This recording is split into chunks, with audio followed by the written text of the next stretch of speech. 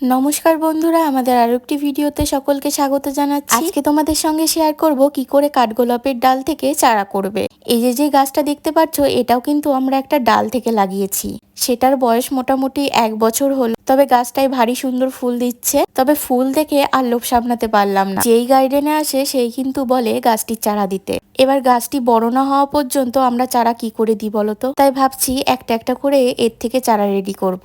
একটা ডাল কেটে নিয়েছি, অবশ্যই যেই ডালে ফুল ফোটেনি সেই ডালটাই কেটেছি। তবে সাব ফাঙ্গিসাইডও লাগিয়ে দিয়েছি, যেহেতু বর্ষাকাল তাই তার থেকে কিন্তু ফাঙ্গাস ধরে যাওয়ার সম্ভাবনাও থাকতে পারে। এই ডালটা কাটা হয়েছে, নিচে একটুখানি সাব ফাঙ্গিসাইড লাগিয়ে দিলাম, তারপরে পাতাগুলো ছিঁড়ে অ্যালোভেরা জেল দিয়ে আমরা ডালটিকে বসিয়ে দিচ্ছি।